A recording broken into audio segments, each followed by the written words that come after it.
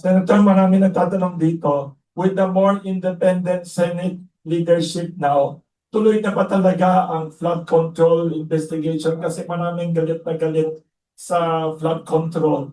Sabi, 1 trillion ba ang nabuhos dyan sa walang nangyaring flood control? Sa tingin niyo, tutuloy talaga yan? Yes, inaasahan ko na yun talaga ay tututukan. Pagkat hindi matapos-tapos yung topic na yan at hanggang ngayon, wala pa rin mga mastermind na nahuhuli. Hindi naman tama siguro yun. Kaya kinakailangan talagang pusgihin natin. Kung sino man abutan yan, kung kamag-anak ko, pinsan buo ko, kapatid ko, pamangkin ko, sorry na lang, wala tayong magawa. Talagang sundan yung ebidensya.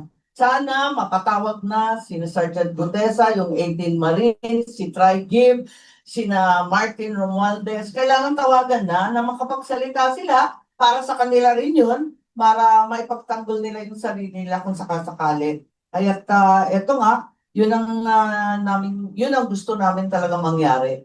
Pero ang problema kasi, first time yata ito, nagarapalan ang pakikialam ng ehekutibo sa legislative. Kung babalikan natin yung aral natin sa social studies, maliliit pa tayo, elementary pa lang tayo.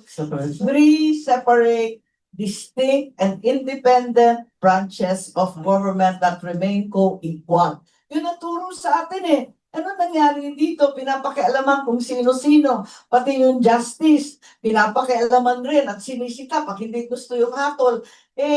Nagiging labo-labo na ito eh. Hindi pwede yung ganyan. Kailangan respetuhin natin yung saligang batas kung hindi kandidato ng ehekutibo ang nanalo bilang Senate President, ditiisin natin, pakisama tayo, ganyan talaga. Ganyan talaga. At huwag naman pakialaman yung ating justice na yinuyurakan na sa pagkilala ng ICC. Yan ang problema. Para namang sinabi na failed state, inamin na natin, hindi natin kaya mamuno sa sariling bansa. Ano ba naman yun? Meron pa namang mga korte sa Pilipinas, kompleto pa naman ang mga abogadong magagaling at maayos naman ng pagsunod sa batas kung bibigyan lang ng pagkakataon.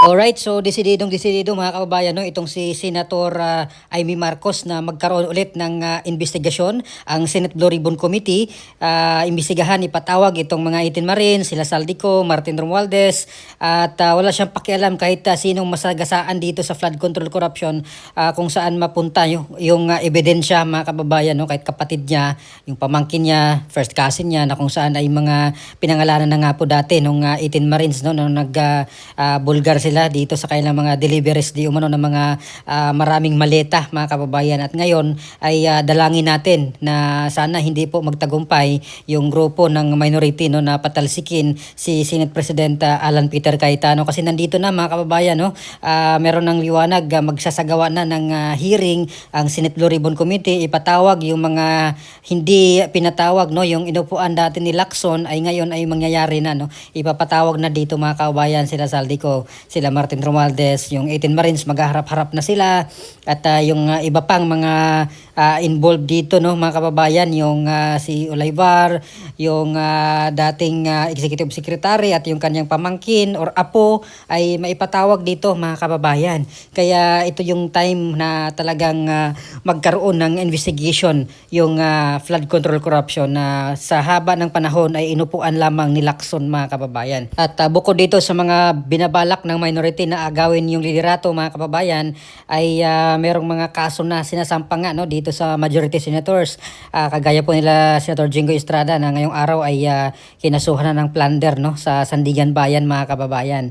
At sila Senator Joel Villanueva, Senator Marcoleta ay meron ding mga kaso din, mga kababayan, no, ang ombudsman. So ganito, mga kababayan, yung nangyayari, no, or sinapit ng mga majority senators ngayon. At pati si Senator Bongo ay meron daw pong nasa listahan na ng ICC daw, mga kababayan. Kaya grabe, sabi ni Senator Amy, hindi naman po ito nangyayari noon.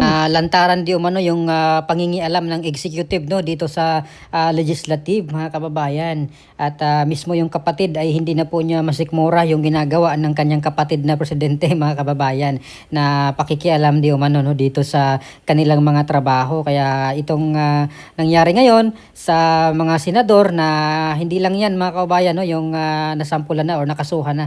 Meron pa daw pong mga cases or case build up na ginagawa ngayon laban sa kanila itong 13 majority senators mga kababayan. Bukod dyan sa una nang inamin ni Senator Amy Marcos, no, na meron talagang pamimereasure, merong pananakot na kakasuhan nga kapag ituloy nga daw nila itong flood control corruption mga kababayan investigation at ito pang sa impeachment ni VP Sara na malinaw naman na talagang kumikilos ngayon, no, in fairness kay Senate President Alan Peter Cayetano ay meron po siyang aksyon na agad mga kababayan, no, sa impeachment trial laban kay VP Sara Duterte. So yung naratibo ng minority senators na nawala daw yung dangal ng Senado nung umupo si Senate President Cayetano ay basura na lang yan mga kababayan, no. Iwan ko lang kung may maniwala pa sa kanila bukod doon sa kanilang mga supporters na lang siguro, no.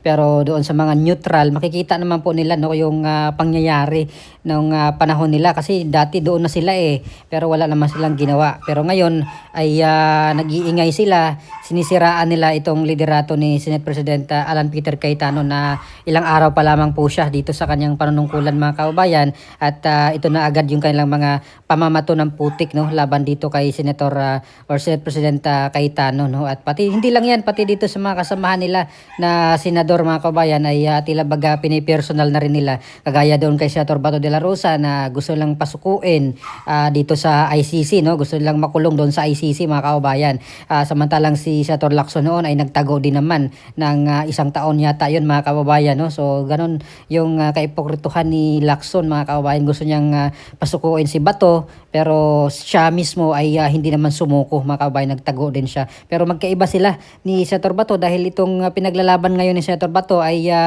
pagsuko doon sa dayuhan, no. At ilang beses naman sinabi ni Senator Bato na willing siyang magpakulong, willing siyang sumurinder pag dito lang siya ikulong at dito litisin sa Pilipinas. Wag lang bitbitin doon sa dahig Netherlands mga kababayan. At iwan ko lang, no, kung si Ping Lacson kaya siguro yung nililitis ngayon hinuhuli or huhulihin at dadalhin doon sa dahig Netherlands kung hindi rin kaya to tatakas mga kababayan at magtago, no, kagaya ng ginawa niya noong panahon na siya po ay pinaghahanap ng mga otoridad mga kababayan. So matik na yan, magtago yan si Lacson mga kababayan. At kung doon ka ikulong talaga sa ibang bansa, no, malayo sa pamilya, hindi basta-basta makabisita yung pamilya dahil sa sobrang layo at magastos mga kababayan. So for sure magtago talaga itong si Lacson, ginawa niya nga niyan dati, nagtago na nga siya. Same thing dito sa mga minority senators ngayon na nanawagan na sumurinder si Bato de la Rosa mga kababayan. Magtago itong mga ito, no.